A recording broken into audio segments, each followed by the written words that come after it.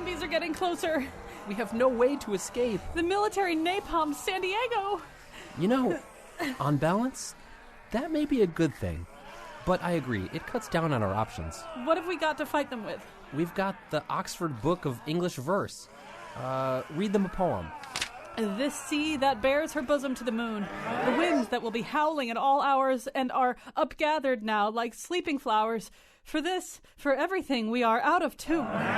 It moves us not, great God. I'd rather be a pagan suckled in a creed outworn. So might I, standing on this pleasantly, have glimpses that would make me less forlorn. I really like that.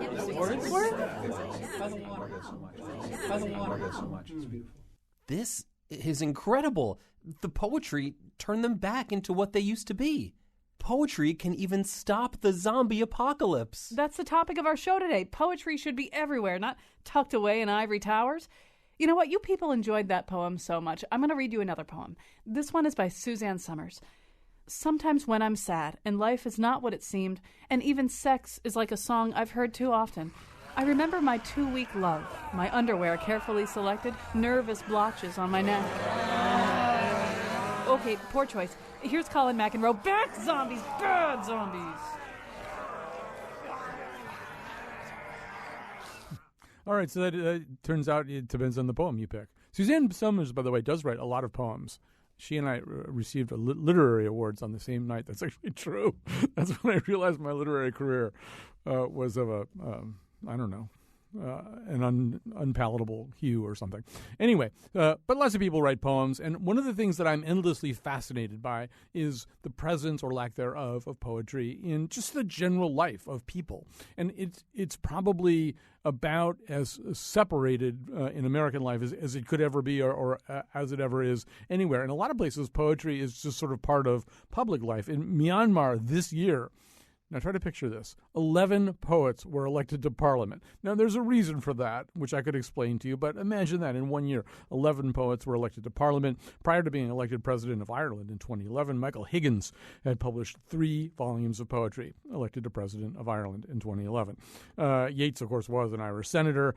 Here in Connecticut, Wilbur Snow, who served as the 75th governor of Connecticut, I think sometime in the 1940s, he served as governor for 13 days. But he was a very serious, active political figure and also a very serious published poet. And I'm not sure whether Wilbert Cross, who was Wilbur Snow's colleague and contemporary, considered himself a poet. But listen to this. This is the beginning of a proclamation for Thanksgiving, the Thanksgiving Proclamation issued by Governor Wilbur Cross. Time out of mind at this turn of the seasons, when the hardy oak leaves rustle in the wind, and the frost gives a tang to the air, and the dusk falls early, and the friendly evenings lengthen under the heel of Orion. It has seemed good to our people to join together in praising the Creator and Preserver, who has brought us by a way that we did not know to the end of another year. So those are the actual written words of a governor. I mean, and I say all this not to suggest that politicians and poets should overlap all that much, but that poetry in public life is kind of a normal thing in other countries and has been here at other times. There are plenty of countries where they have poetry on their banknotes, on their currency. I mean, poets, excuse me, the faces of poets on their banknotes, on their currency. So you kind of wonder, what happened here? Because I just rode up in an elevator with a young woman and I asked her who her favorite poet was, and she said she didn't have one. And then she thought a while and she said Paul McCartney. And then she said, you asked the wrong person. And I said, yeah, maybe not. Maybe just because you're in your 20s, you didn't have that much poetry flung at you the way some of us did when we were growing up. So we're going to talk about that today. It is National Poetry Month. And we're going to begin quickly by talking to Alexandra Petri, who has been here for other reasons.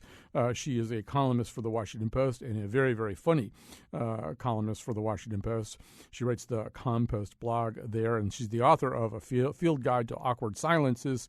What she got recently was awkward but not a silence. She read a piece about the possible obsolescence of poetry, which caused her to be burned in effigy at the MacDowell Colony and various other humiliations as well. So, Alexandra Petri, first of all, welcome back to our airwaves. Oh, thank you for having me. We still love you. We would never burn you in effigy. I appreciate that. Yeah, and actually, as in point of fact, you weren't burned in effigy, but you did create kind of a stir by asking whether or not poetry was part of people's lives anymore, at least in the United States. First of all, what prompted that question? Well, this actually was a little while ago with the inauguration, because one of the things, the many sort of outdated and fun rituals surrounding the inauguration is you have somebody stand up and read a poem.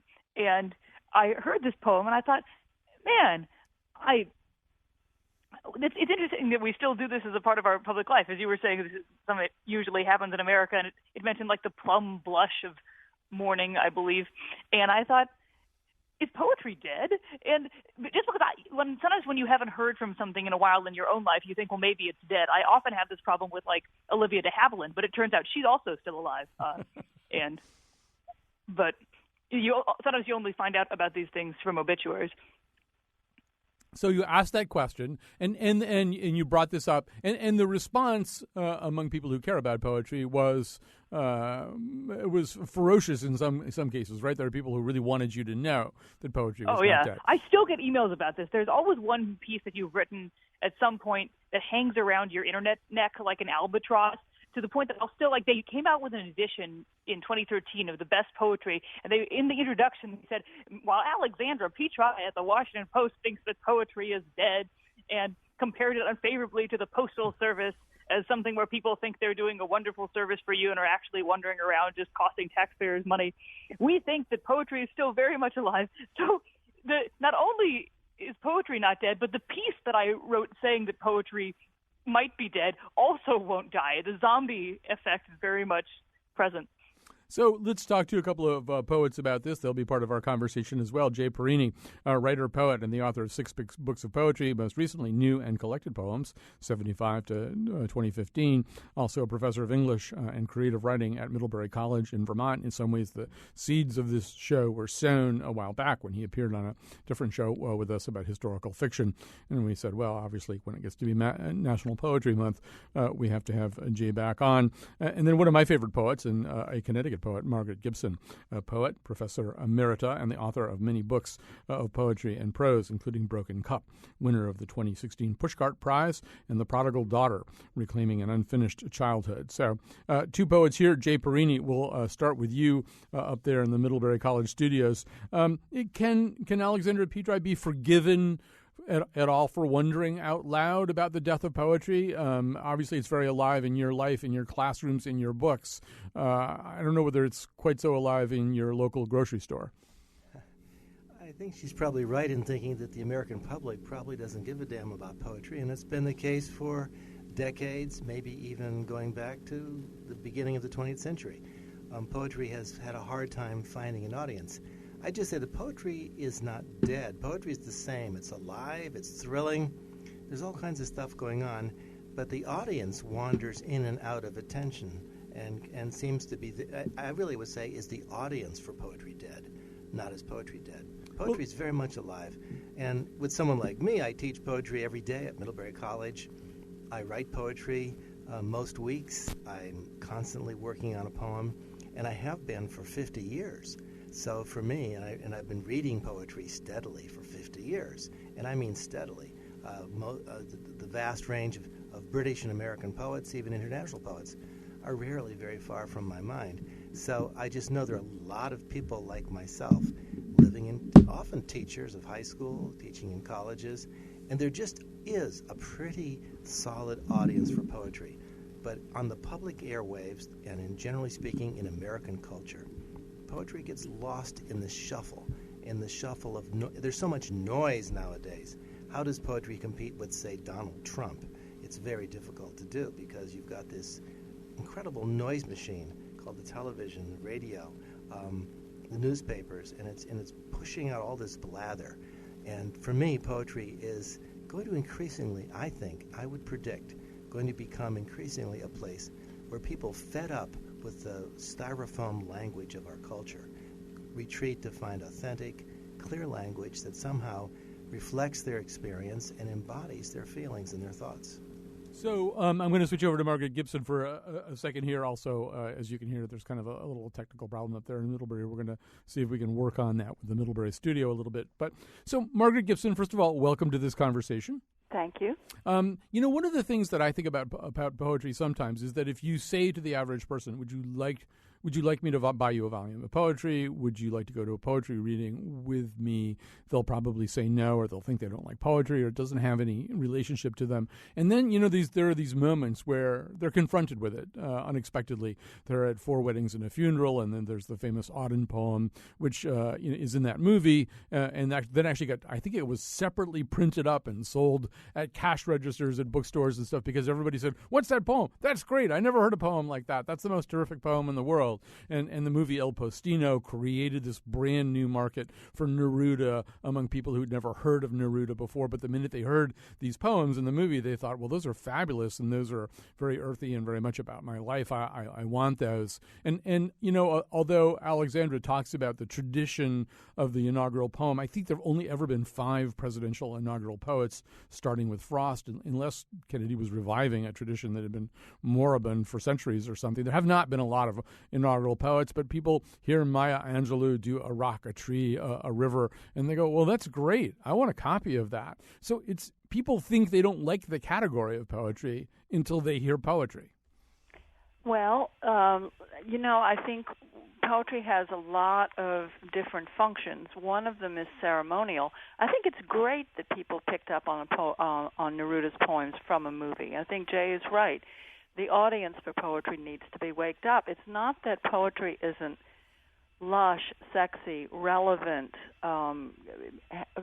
has you functioning as a reader and as a writer of poetry, both as a witness to what goes on in one's inner world and a witness to what goes on in the outer world. Poetry is immensely necessary to people's lives. A lot of people don't know that. For some people, poetry's been ruined in school. For some people, poetry has been ruined by thinking that it has to have a lot of rules and so forth. Most people who come to poetry with an open mind, who are fortunate to get there, find that poetry helps them to live their lives. Poetry makes the living in the world more alive, more brilliant, more sensual, more thoughtful, more contemplative.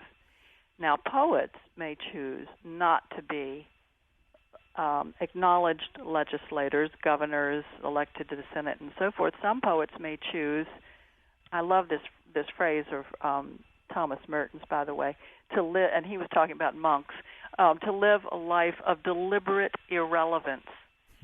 Irrelevance is consumers. Irrelevance is making a lot of noise. Jay talked about that. But not relevant in one of the greatest educations in the world is self-education. Who am I? What is my life?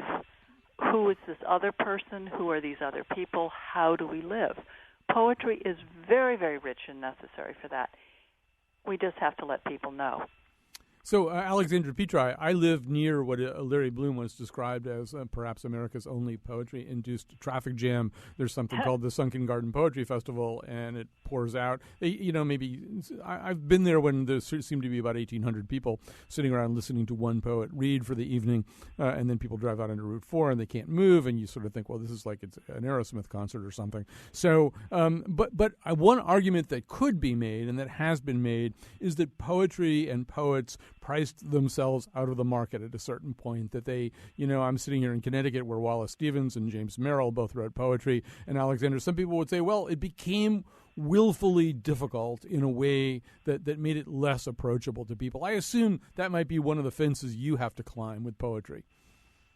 Well, I think there's a couple of things I've been thinking of listening to all of this is a lot of it depends on how you define poetry, because if you define poetry as just sort of a freshness of language and a phrase that allows you to sort of penetrate to the truth of something that you wouldn't necessarily have encountered in the sort of prosaic language that you usually use on a day-to-day basis, then it's everywhere. You can find it in songs, you can find it in musicals, you can find it pretty much anytime people talk in a way that isn't their normal form of talking. Or like when Sarah Palin gives a speech. I mean, honestly, speaking of poetry in the public square, I was just reading her thing about the holy rollers and the hand that rocks the cradle. And I think that's a kind of rogue poetry in a way.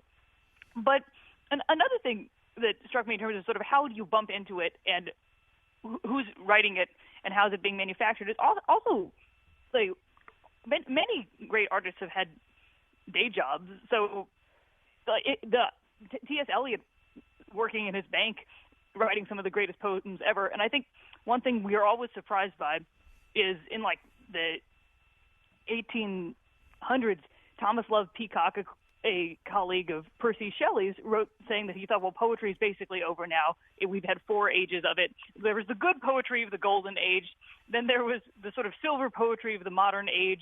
And we've said everything that can be said. All the people who are doing it now are wasting their time because we've already had all the good poetry. And then, of course, he was Percy Shelley's contemporary, so we pretty much tell that that's not the case. I think as long as people are doing it, it'll work its way out and find us. But just the paths through which it'll do that are not the same as when you would sort of gather around the Iliad late at night and listen to someone going over people biting the dust and so forth. All right, we're going to grab a quick break here. I want to come back to that question. I think there is a big distinction to be made between poetic language and poetry, but let's take a break and come back after that. Deletes selected letters. We see the revered exegete reject metered verse. The sestet, the tercet, even les saints élevés en grec. He rebels. He sets new. All right, we're back. We're talking about poetry and its rightful, proper place in our lives, the notion that it should be more present, perhaps omnipresent. One of my favorite movies of the last couple of years is Grand Budapest Hotel, and the characters, led by Ralph Fiennes, have this habit of lifting one finger in the air and then declaiming some usually pretty bad and mawkish poem. But the notion, anyway, part of the joke is that poetry is these Middle European people on the cusp of World War II. Poetry is very much in their lives. The notion that they would not express themselves poetically is just, way beyond their ken. And it's both funny and kind of true, I mean, it's true that poetry should be in what we say. It should be informing the rhythms of our speech, probably more than it does. So why doesn't it? What's the struggle? Or maybe it does. Maybe the problem's being overstated. We're talking about this with 2 poets, Jay Perini and Margaret Gibson. We're talking about it with Alexandra Petri, who writes some very funny stuff for the Washington Post and caused a stir when she wondered whether poetry was slipping away forever. So Jay Perini, I think we have you back technologically. And I want to pose to you a question that I posed to Margaret, too, that one case that could be made was that at some point poetry started pricing itself out of the market, whether it's Pound or Hopkins or Wallace Stevens, who used to write poems walking right by this building on his way home from his job at the Hartford Insurance Group, whether it's James Merrill writing The Changing Light at Sandover down in Stonington, Connecticut, down here, that some of this stuff is difficult. It's willfully difficult. Occasionally the practitioners will actually say, yes, it's difficult. I'm glad it's difficult. It should be difficult. And the minute you do that, you start separating certain sheep from certain goats. I don't know. What's your reaction to that? Well, my reaction, hearing about poetry happening, say, just in speech, fresh language, a bit of song, a snatch of music somewhere, these are all little aspects of poetry. But I'm talking about the kind of deep poetic language that's based in a kind of rhythmical tradition and where there's a conversation that's been going on from the time of Homer right up through T.S. Eliot and right up to James Merrill and the present day. I'm thinking that where do we get this kind of language? And we do see it sometimes in liturgical places. We see it in wedding ceremonies. We go to poetry at funerals. It's funerals where we often hear a poem read. When we go to church, we hear the Psalms read. Yea, though I walk through the valley of the shadow of death, I shall fear no evil, for thou art with me. When we hear something like that, we know it's poetry. When you jump into an icy cold pond, you know you're in water. When you jump into a real poem, you know where you are. You know that there's something going on around you that is special. And sometimes you're in very deep, cold water. You jump into the middle of Wallace Stevens at his most intense, and it's pretty icy and deep and strange, and to me, very, very wonderful. T.S. Eliot, you read, I was just yesterday teaching his 4 quartets. It's difficult poetry, but it's poetry. It's language that's pushing to the boundaries of thought and feeling. It's a deeply spiritual poetry that's in connection with the Christian Bible, with the Jewish scriptures, with Hindu scriptures, the Upanishads. It's in touch with Buddhism. So real poetry, what I would call real poetry, or poetry that's, in touch with a tradition, has these resonances that go very, very deep. Sometimes it's difficult, like Wallace Stevens or T.S. Eliot. Sometimes, like Robert Frost, it's just 2 roads diverged in a yellow wood, and sorry I could not travel both and be one traveler, and so forth. Right? Very simple poetry. Whose woods these are, I think I know. His house is in the village, though. He will not see me stopping here to watch his woods fill up with snow. Caught on that rhythm. Yeah, and even the most modern poets are writing. One of my favorite poems, and I almost brought the book in from the house with me, but I may not be saying his name right. But Charles Simic, who has a poem called "Fork" that begins, "What is this thing from hell?" And it's just about a fork, basically. But it, in some ways, kind of animates the world around us. So, Margaret Gibson, one of the things that you've done with your most recent book is to write about something that a lot of us have had to deal with. I was an only child who watched my widowed mother and accompanied my widowed mother through the twists and turns of Alzheimer's disease. This is something you've gone through in your life with your husband, and you ultimately were able to turn it into poetry. But I gather from what I've read about it too was that the first thing that it did was make it almost impossible for you to write poetry. Well, when my husband was diagnosed with Alzheimer's, there were so many changes to adjust to here at home, and I probably went into shock and overdrive and latent grieving and all sorts of things. I was working on getting a book that had already been written into print, but no, I didn't write any new poems for a couple of years, and then it just came back. I had to learn a new set of habits. I couldn't be down in my study anymore, away from where David was. I needed to know where he was in the house. So I learned eventually to write poems on the sofa at night while he was watching the news. I learned to get up in the middle of the night when it was quiet and do it. I learned to do it after breakfast, just whatever. Writing the poems was for me, a way, obviously, a form of healing, a form of celebrating David's life, a form of articulating the change and the grief. But Alzheimer's is also about not just losing language, losing memory, losing a sense of oneself. And as painful as it is to watch that happen to someone you love, or help us all to experience it, the disease itself raised certain kinds of questions that have been in my work a long time. The value of language, questions like what is the self, what of the self or the no self outstays loss after loss.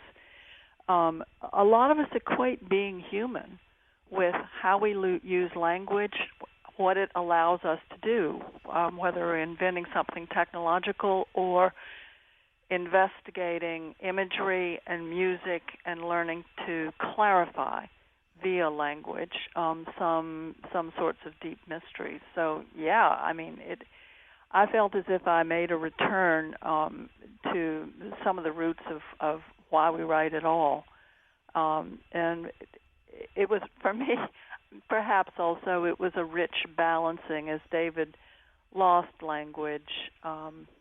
My appreciation for the role of image and for not just poetry as communication, but language and other forms of communication making possible new possibilities of perceiving and of communicating. I didn't say that very clearly, but it's actually been a very enriching experience as well as a very grievous one, my husband's illness. So I want to come back to that in our third and final segment. But before we run out of time in this one, Alexandra Petri, one of the upsides of writing a column like the one that you wrote, this column that will never go away, that will be Googled forever. Every time somebody types in "is poetry dead" or something like that, it's going to come back, even though you may have altered your views a little bit. But another thing was that people apparently wrote to you and said, "Are you kidding? Well, you've got to read this. You've got to read that. You love this." So as a result, I take it you have a whole bunch of new poets and poems in your life. No, exactly. It's a great way to get recommendations. I think someone famously said the best way to learn the right answer to something is to post the wrong answer on the internet. And so if the question is, what poetry should I be reading right now, I got a lot of answers. And so I've been tearing through Anne Carson, and I'm looking forward to picking up the poetry from this segment as well. Yeah. So Anne Carson is your new favorite. You'll be reading some Jay Perini. Oh, yeah. I mean, Greek mythology, but also just the weird shattered language that she uses. I just think it's really terrific. But if you like the Greek mythology part, Louise Gluck's Meadowlands is also a pretty good jump into that river. Anyway, we have to leave for about a minute. In about a minute, we'll leave for just a few minutes while we do that public radio thing, which is the fundraising thing. If you like shows like this, if you enjoy the idea that somebody would talk about the modern role of poetry, how poetry fits in to life in 2016, if you like this particular show and the way that we approach things, one great thing you could do is make a pledge right now. It really helps our shows on Where We Live this morning. We had a great morning. Did about $3,000 in pledges. That was wonderful. So, let's kind of come back up to that level right here. Nice people are going to, I think it's Katie Glass and Patrick Scahill are going to ask you to pledge. And so do as they ask, please. It really does help our show. With light feet, swiftly and noiselessly stepping.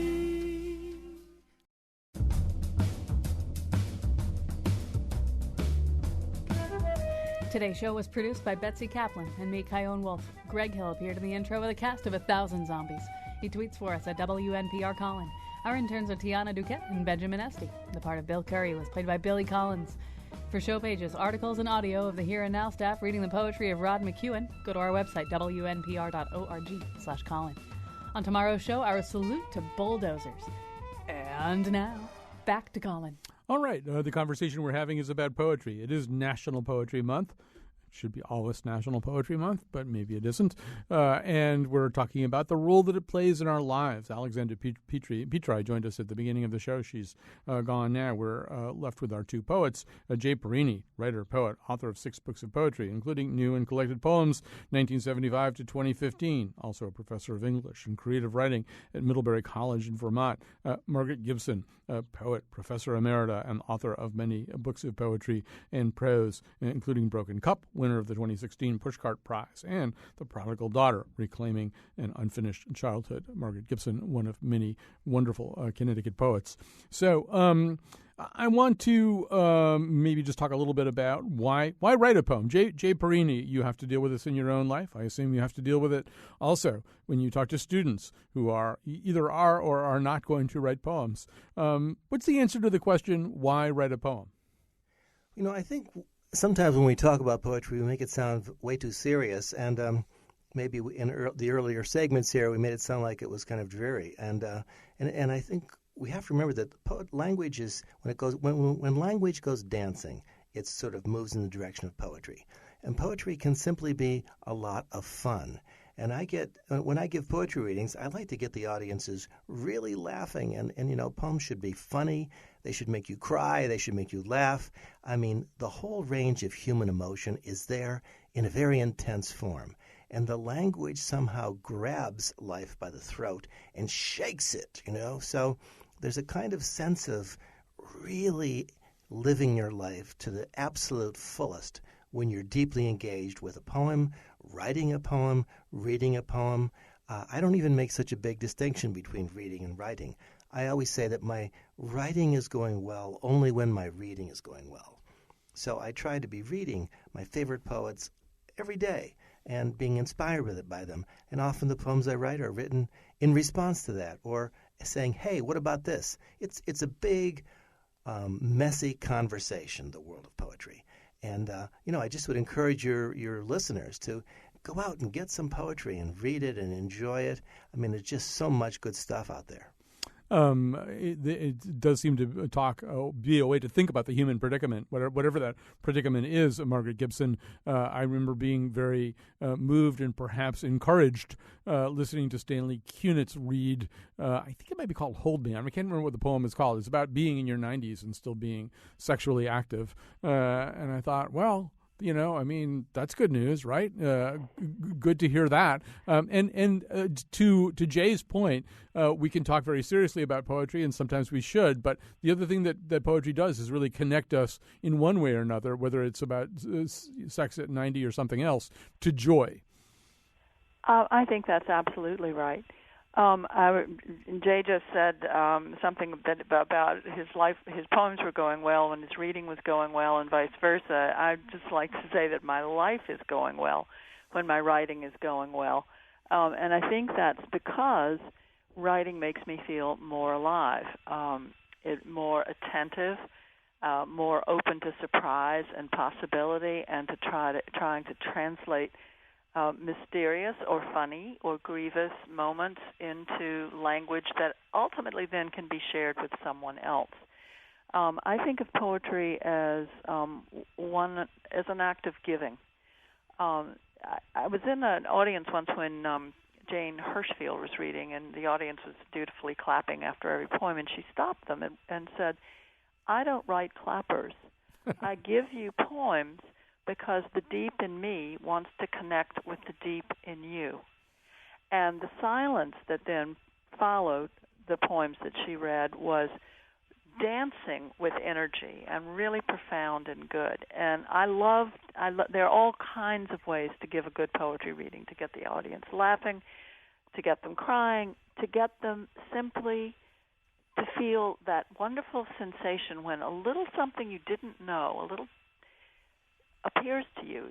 It could be just a sensation that a door has opened and you're walking into now a different country and you're about to learn something that you didn't know before.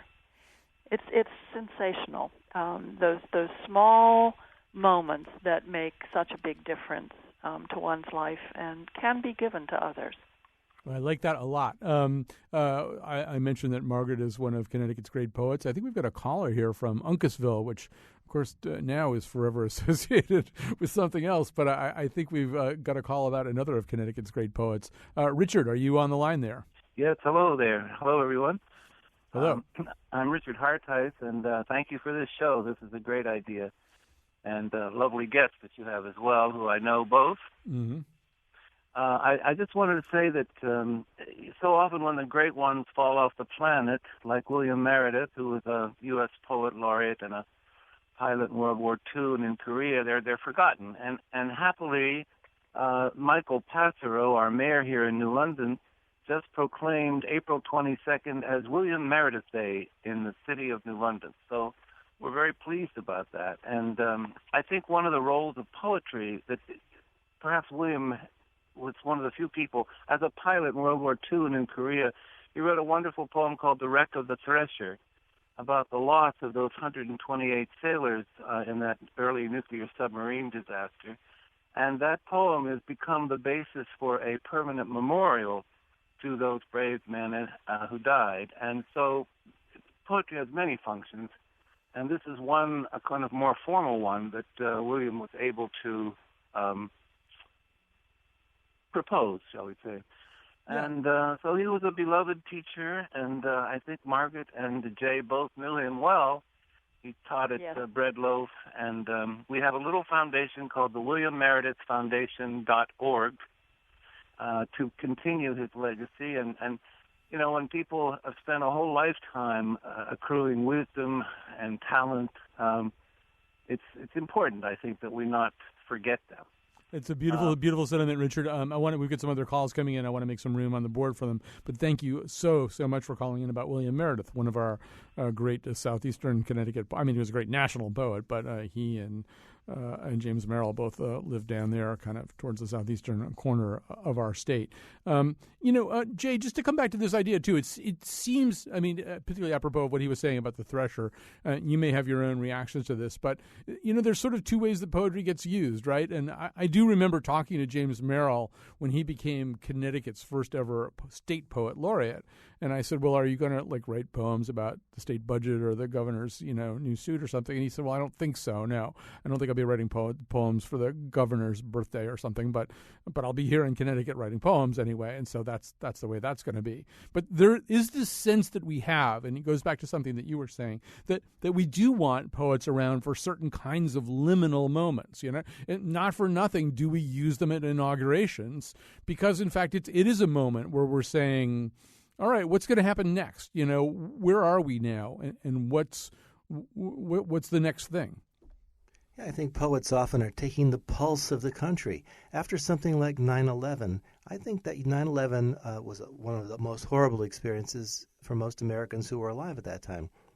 But it yielded a great quantity of reflective poetry that was thinking about terrorism, was thinking about what is this United States, where do we stand, what is our place in the world. Political poetry is a very important function for poets, I think, to be able to address a political situation with strong language. I think our great poets have always done that. They've faced up to their times. It was Wallace Stevens who said poetry has to talk about war, has to talk to the women of the time, has to talk to the people of the time, the men of the time. It has to be responsive to life as it's actually breaking right in front of them. I do think that sort of what next thing is a big part of poetry, Margaret. As I was getting ready for this show, or actually it was during the last fundraising break, I just took out a piece of paper and wrote down all the little phrases from poetry that are in my head, these little broken shards of poetry that pepper my speech. And one of them, for some reason or other, is "Our bodies heavy with weeping," which is from Pound's Canto 1. But that one ends "so that," right? That the last words of the poem are "so that." And to me, that's one thing that poetry does a lot. Rather than telling you this complete story and wrapping everything up in a neat bow, kind of leads you on to the next thing. I think so. Whether the subject is political or personal, I think that I think the poet should be, I think, or can be, very instrumental in moving not only himself or herself, but the reader ultimately of the poem into a place of new perception. And when perception changes, then action can change. And so there's this wonderful interplay that goes back and forth between contemplation and action, and they both inform each other. But endings can be sometimes ways of just really pulling the rug out from under the reader in a really good way. Mm-hmm. For instance, I don't know I don't want to take too much time, but I've just finished revising a poem that was all about a dream, and very lush language, surprising things happening in it. And then I ended it in this ridiculous way. I said, "But I'm waking up now, to whom and to what I know not." There's it's trite. There's a whole tradition of poems that say, "I'm dreaming. Oh, now I'm waking up," and it separates the dream world from the world we normally inhabit during the daylight hours and so forth. And so I went back and threw out that ending. It took a long time, but I wrote an ending that was more in keeping with the language of the poem, and then stumbled on an image that just came up from about 40 years ago, and it became the basis of having the inner world and the outer world meet. But you know what the image was? What? It was two friends of mine who just started a love affair. They met each other on the street in New York. They said, "Oh, hi," whatever. They greeted each other by name, but then they stood close to each other, and they touched tongues. I've never forgotten it. People on the street were like, "Whoa!" Some people were a little surprised, a little offended. At the end of this poem, the inner and the outer, when they meet, stand close, their eyes open, and their mouths touching tongues. I just want to say, in that funny ending, surprising ending, there are boundaries and separations when we make them, but we can always be in touch with something, with each other, with ourselves, with surprising surprising images and insights. That's why I write poetry, is for those moments when those little electric images just come up and change things for me. Margaret Gibson, I think that one will stay with a lot of people. Jay Perini, we've only got about 2 minutes left, and I'm going to ask you a question that has about a 45-minute answer to it, but help me out anyway. Alexander was talking essentially about found poetry, about how you hear poetry in certain things. There's a terrific volume called Holy Cow, in which somebody took Phil Rizzuto's comments as a Yankee announcer and arranged them all as poetry. To me, I love all that stuff, but it seems to me that the only way that you can recognize it for what it is and enjoy it for what it is to read real poetry. I think so. You mentioned Ezra Pound as having a fragment from the cantos that stayed in your head. And this morning when I was driving into town, for whatever reason, I looked around at the beautiful landscape and I thought of a line from the cantos. What thou lovest well remains. The rest is dross. And there you go. That is poetry. What thou lovest well remains. The rest is dross. Pull down thy vanity. I say, pull down. It's fabulous, and it's moments like this, moments of extreme lucidity in language, moments of emotional clarity that really lift us up and transform our lives. The other day, kind of apropos of Margaret's work, we were talking about ALS, a disease which has kind of touched my life, and I was talking about how, Eliot said but Prufrock measured out his life in coffee spoons, and ALS is like a coffee spoon attached to a coffee can with a hole in it. I said it better the last time, but that poetry, in a way, does allow us to describe our own lives, even if it's not our poetry. All right, thanks to everybody who helped out today. I think that's Madonna reciting Neruda in the background. We've got people coming up who are going to ask you to support this show. Please do support this show when they ask you to. Thanks to Jay Perini, thanks to Margaret Gibson, thanks to Alexandra Petri, and thanks to Betsy Kaplan. Okay, zombies, I'm working on a new poem. I think that I shall never see a poem as lovely as a nurse. A piece of bread? A tree? Huh, you like that? You really like that.